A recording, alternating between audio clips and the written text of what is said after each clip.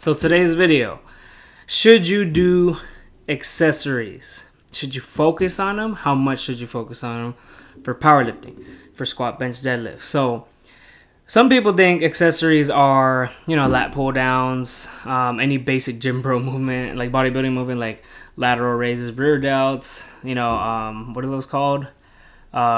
Face pulls, face pulls, hamstring curls, Romanian deadlifts, stuff like that. Others would say, because every powerlifter is different, just the squat, bench, deadlift variations. So like high bar squats, front squats, belt squats, pendulum squats, like those machines that give you like a pendulum, and pendulum angle, hack squats, leg press. I don't do leg press. I think that shit's pointless, but leg press, bench press variations, close grip bench, block presses, Spotto press, Larson press, and floor presses, pin presses.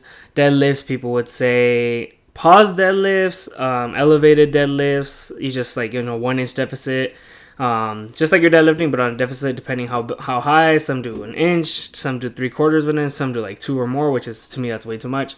Pause. I already said pause. Romanian deadlifts, stiff leg deadlifts, elevated deadlift, stiff leg deadlifts, elevated Romanian deadlifts, and like GHD, reverse hypers. But some would consider just that, like squat, bench, deadlift accessories, just for that, and it mimics it as much as possible. Others would go like the bodybuilding route, like maybe a mix of those and like the leg curls and leg extensions, like for quads and hamstrings. So others would do all the back ones, like lat pull downs, the gym bro ones, like the seated cable rows, Yates rows, the machine rows, dumbbell rows, croc rows, CO rows, elevated incline dumbbell rows. So how should you program accessories for your, like if you're coaching yourself or just if you're coaching someone? Some would say the more you do, the better. You got to have a lot of volume to get more mass and strength. But it depends. Are you going for mass or strength? Are you doing like high rep, high intensity, high volume, 5 sets of 15, 5 sets of 20 on lat pull downs, or like seated cable rows, on curls, triceps, tricep rope push downs? Some would say high reps for arms only. You don't need to go heavy, especially for powerlifting. Some would say you need to go heavy, especially on triceps, to have a bigger bench. What I have learned, this is going to be like what I think from my experience, I think more isn't always better. I think a little beats a lot. I'm huge on a little beats a lot. I used to be like, okay, got to do a lot. There was a point in my life where I used to like play basketball, lift weights, and then swim. Or lift weights, basketball, swim.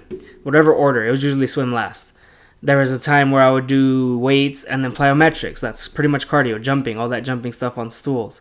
I wanted to get high, like jump higher in basketball. I wanted to dunk, or just jump higher in general. But I did want to dunk. That was the goal. Olympic lifts and powerlifting. Basic bodybuilding, powerlifting, and Olympic lifting. I did like all these things that I thought would help me. Olympic lifting, I think is great for the traps. I really think nothing develops the traps like Olympic weightlifting, because you're cleaning a lot. All this cleaning and snatching, you feel that in your traps like no other, with not even that much weight, and it helped with explosiveness. So does that mean Olympic weightlifting? Because like when I would do power cleans, I would be so quick on the basketball court. I'd be explosive. Like my hips had that power. Does that mean you'll have that power translated to deadlift if you do like power clean and press? I mean, obviously people don't train Olympic lifts for powerlifting unless they do both. But no, I would say no. Like, if you do like an Olympic lift, like power cleans, it's way lighter than a deadlift. Yeah, it's harder to, power clean 400 pounds. That's like really strong. If you deadlift 400, it's not that strong at all. So there's different variables and different types of training to look at. Like, I don't think a powerlifter should be doing a bunch of arms like a bodybuilder, because they're going to be on the stage flexing. So they should be bodybuilders. There's even some bodybuilders that don't take arms that serious. I kind of just throw it in at the end of a like upper body day, push-pull day. Some people have a whole arm day, even powerlifters. But I think powerlifting, you have to focus on arms that much. I really don't think so. I think posterior chain is the most important thing. And like I said about less is more, I think you should find a comfortable weight, intensity, and volume that isn't too much or too little depending on your body.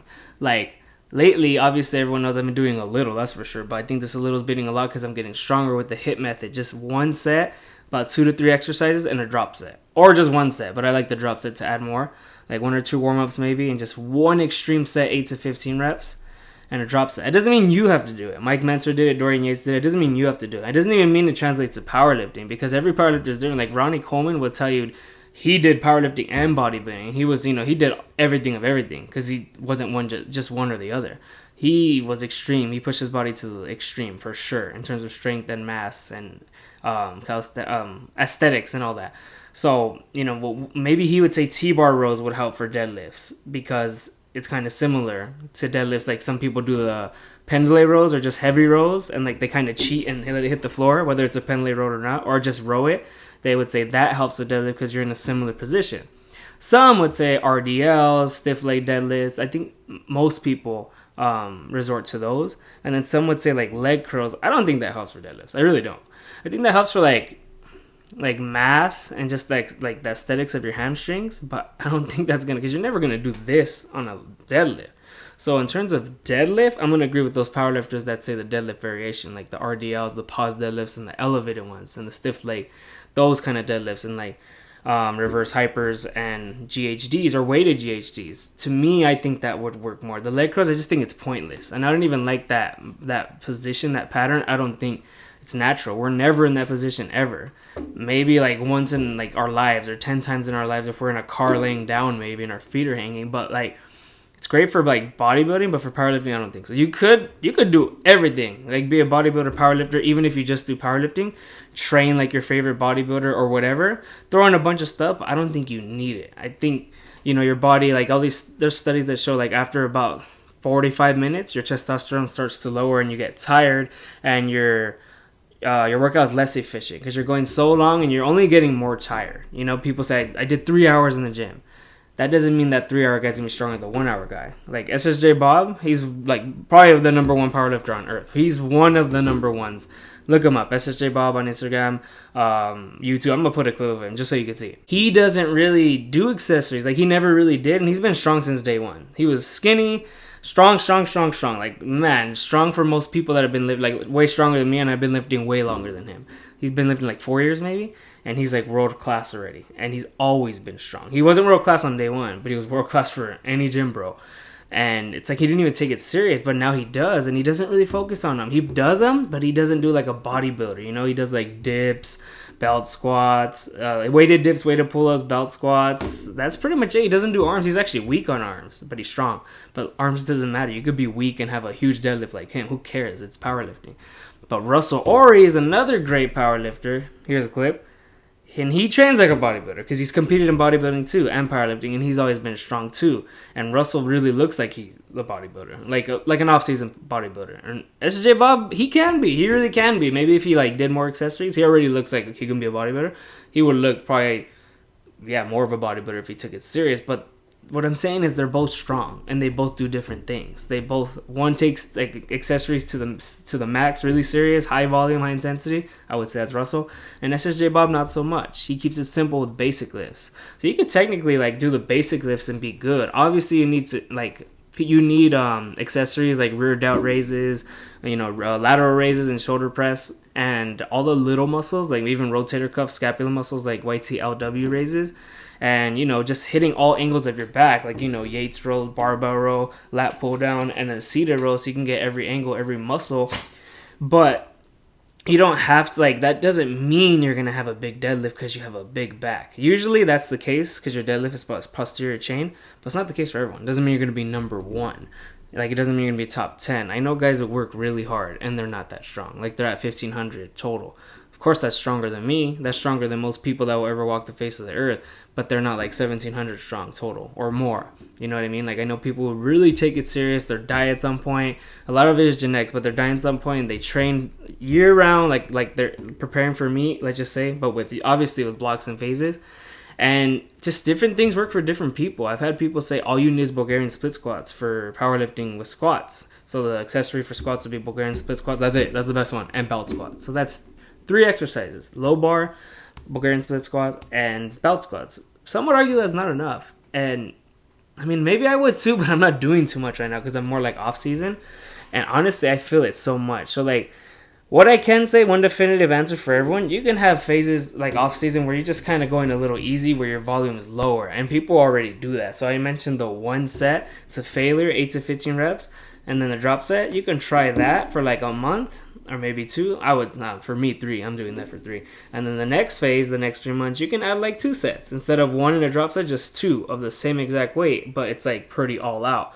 Some people use a weight that they know they can get. That's why with the whole accessory argument, it's like how hard is the person going? If you're doing like dumbbell shoulder press with 45s and you're doing 4x10 and you could have done 65s for 4x10, then I would say accessories are a little bit pointless, because some people use it just kind of to keep that definition, keep the mass, keep the strength just there, and focus on the big lifts like squat, bench, deadlift. But if you're really pushing it to the max and you're watching your volume, I don't think you need 5 sets of 20, 5 sets of 15, 4 sets of 15. I really don't, but everyone's different. Some say they respond higher to higher volume and intensity, but closer to a meet, I think for sure you should calm it down, because I've gone crazy closer to a meet. I've done everything like the same, just heavier, even accessories, and to me that didn't work. And I did like bench 3 to 4 times a week, which is accessories, because there are different variations like Larson, Spoto, block press, and comp bench. And to me, I was at a stalemate, if not weaker. So for me, less is more. Like, to me, less is better. I'm not saying I'm going to do this HIIT method forever and just do one all-out set and a drop set, but I could always build my way up every year after meet, do the same exact thing, or, mix it up, because you can never do the same exact thing. But I had someone tell me that people don't get strong because they don't do their accessories or they don't hit them hard. You can say that, but that same person wasn't very strong, and he went hard, like really hard on his accessories, like a little too hard and unnecessary. Like, for example, 20, 19, 18, 17, 16, 15 on lat pull downs, like maybe all the way down to 1. I would argue you could just have that for a back day and you're good. Lat pull down, 20 all the way down to 1. 20, 19, 18, that's a lot of reps. But this person would do it with like a whole back day. And after a while, it just kind of overkill. So I would say if there's less or more, if you're going to find one, meet in the middle and go towards less. Because you can always do more next time. Or just leave some in the tank. I'm always saying leave some in the tank, whatever you're doing. Even if it's an all-out set, leave like 2 or 3 in the tank with accessories. Maybe once in a while, the first one maybe can be all out, and then the next 2 leave 2 or 3 in the tank, whether you have to go lower in weight or not. But for sure, switch up. Like, don't just do the same accessories forever. Like, switch up the back movements, switch up the chest movements. Kind of stay away from flies with powerlifting. You don't really need flies. Like, you're not on a platform to show your body. You're on a platform to lift. A fly isn't going to help you bench more. That's for damn sure. Cable or dumbbell flies. I think everyone can agree with me on that. But they do it because they want it. Like, the powerlifters do it because they want their chest to look good, and they just do it for themselves, I'm sure. But you're not doing 100-pound dumbbell flies. And if you are, it's not worth it if you're strong enough to do 100-pound dumbbell flies or cable flies, whatever. But I would say those you don't need.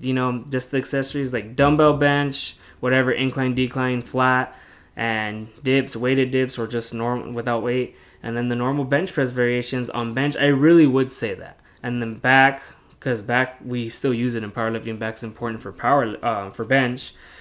Something that's going to mimic benching, like inverted rows or inverted rows with weight, and elevated inverted rows, or seal rows, I think, are one of the best, because it's like a opposite of a bench. You're laying down and rowing, it's just like a bench, but you're opposite. Something that's really going to mimic it and really like progressively overload in a smart way, but don't overdo it. Don't do like 30 sets of back or 30 sets of bench. Powerlifting is a short game. Like, it's a short man's, it's like it's checkers, not chess, but I would say it's checkers. It's chess, not checkers, but it's checkers on the platform, because there's only 9 lifts. You're only up there for 9 minutes. You're really only lifting for about 1 minute. 9 lifts, each one takes about 10 seconds. That's a minute and 30 seconds that you're lifting. So maybe even less. So you're not really on there that long. 9 minutes of shine, maybe more if you have a 4th attempt on USPA. The most you can have is 12 if you're that strong, but you're only lifting for about a minute and 30 seconds. You won't be lifting more than 10 seconds at one time. So just know that whole volume stuff closer to a meet, not like 5 months out, 6 months out, because that volume does have its purpose and it is great. And belt lists like I've been doing, both kind of volume and belt lists, they have their place, but closer to a meet, you just got to get less and less and just focus on the strength. And then focus on priming, and really their working sets shouldn't be heavy at all. I think the greatest lifters have the easiest working sets on earth. I've seen great lifters like do a top set of 4, let's just say like 700-pound squat for 4, and then they're doing 585 working sets. That's easy compared for them. Like 585, they took 115 pounds off. Yeah, 115 pounds. Me, I was doing I know this is working sets, not accessories, but your low bar working sets kind of can be counted as an accessory, or any working sets for bench or deadlift Don't keep it too close to the top set you just did. That's a mistake I used to make. I would bench like 270 for like one or two top set, and then bam, like 260 repping 3x3 or 3x2, whatever, which was stupid now I look back at it. Like, that's just a recipe for disaster. And I did it on squat, bench, and deadlift. But, like, there's videos on it. And I would just every week go heavier and less reps instead of like same weight, more reps, and then same weight, more reps, and then more weight, almost the same reps. Like, I didn't mix it up. I would just do heavier next week, less reps, like 3x3, 400, and the next week 410, 3x2 or 4x2. It was very like kind of just like a one size fits all way when there is no one size fits all. You should really like look at different ways to like program anything, even if it's squat, bench, deadlift, and your accessories. Don't just do the same weight on accessories. Like I said, keep it closer to less than a lot, because there's really no point of doing 5 sets of 20, which is about 100 times 6 different exercises, 600 reps. I just don't see how that's gonna work. Even bodybuilders, a lot of them don't go too crazy, like Mike Mentor, like I mentioned, but not everyone is Mike Mentor. Some you could just do 3 sets and a drop set. It's because it's kind of hard to accommodate resistance and intensity, because some do 3 hard sets and then they're burned out 3 times, let's just say 5 exercises at 15 cents, and they went really hard and they're too burned out. Some people lift twice a week and they don't have that whole week to recover. Especially with powerlifting, you could squat twice a week, deadlift twice a week. Most people don't deadlift twice a week, but some conventional sumo are just 2 variations: a pause day and a normal day for deadlifts, and then a high bar day and a low bar day for squats. That can be, that's great, but just don't overdo that, because I used to squat 3 times a week. So we're still kind of talking of accessories here, because, high bar, front squats, all the variations are still accessories. I think most people can figure it out with, like, the lat pull-down stuff, and then the lat rear delts, shoulders, legs. I think most people can figure it out. Push it to the limit, but don't push it too far. And only you really know the answers to that. So, after all I've been saying in this video, do you need accessories? I would say you 100% need it. But pick and choose wisely. Have about 3 accessories for each muscle, whatever the muscle is, whether it's squat, bench, deadlift or not. And then, rotate them after a while. Don't just keep the 3 same exercises for the rest of your life or 1 year in a row. Do a block of 1 month of 3 exercise, whatever, and the next month change it, and the next month change it. Or 3 months of the same exercise and then change it. I don't think you really need six exercises of anything, especially with powerlifting, because it takes really long. Unless you're doing 1 set all out with all of them. But yes, you need accessories. There's some people who don't do them. Would they be stronger with them? I guess we'll never truly know, because people say, yeah, SSJ Bob doesn't really do accessories, or when he didn't do them, he'd be stronger. That's probably true, but who can even be that strong with accessories? I think a lot of it is just genetics, and everyone's just built different. So don't think there's a one-size-fits-all answer, like, oh, someone said I have to do a little bit, because if not, I'll overdo myself and I'll be fatigued for next week. Some said I have to do too much because that'll work. Little won't work. And I have to really feel the burn, like that drill sergeant mindset. If you're not, go hard or go home. Like, rest when you're dead. If you don't feel it, then you're not growing. You could really get hurt and just fatigued, and it could, like, you could really, like, DOMS, delayed onset muscle soreness, can kick in longer than, possible. Longer than it should, and you'll be at work, like, going all slow down to squat because you're still sore. If you really just chasing the pump. Powerlifters shouldn't be chasing the pump. And they shouldn't be going too easy either. So find the right volume. I would say about 3 sets with a drop set, or about 3 sets. And just really just focus on 3 lifts. That's it. 3 accessories. I don't think it has to be too crazy. Some would say it's a lot. Some would say twice a week. But I think just focus on 1. We all have that gym bro-ness in us where we just want to go all the time. Let's go 7 days a week. I used to do it. I would go 7 days a week or 6 days a week. I did that a lot of times. I've been lifting for 14 years. And all the times that I went crazy, I loved it, but after a while, it's like, oh, what do I do next? What do I do next? I want to do it all. I did this. I did that. Oh, I want to do a drop set. Oh, I want to go heavy. You kind of go off program when you do too much. Just have a set of exercises and set of foundation, and stick to it.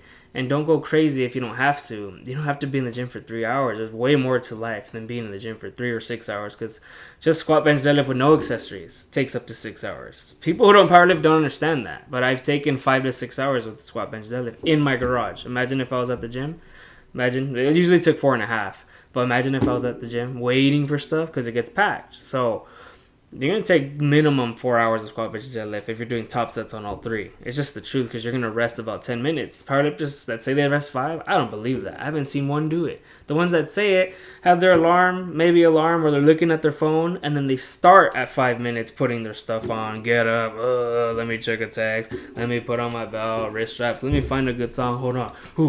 It's really not 5 minutes. Like, well, the fact you're like lifting the bar off in 5 minutes, that's pretty unheard of. Some could do it, I'm sure, but it's rare. It's 7 to 12, I would say, and a lot 15 or more, that they just want to rest more and they're not doing accessories that day. So rest periods is also something different, but we're talking about accessories. Honestly, stay away from the leg extensions and leg curls. I know no one's going to listen to me, but you don't need that in powerlifting. I think lunges are better, and Bulgarian split squats and like belt squats, something that you're going to be doing more. You're never going to do this in a powerlifting meet, or in life. You don't really need that.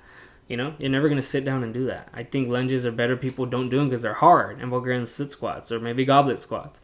I don't think you need that. And the reason I don't like leg press, I mean, you can do it. People do it. I think it's starting to lose its popularity. But you're never going to be in that position. That's also why I don't like it. You're never going to be doing this on your back at a 45-degree angle. If anything, that's bad for your back because all the pressure is going on your back. If you have to leg press a car off of you, then your leg presses will have worked once in your life, or a few times that you may have to leg press a car off you.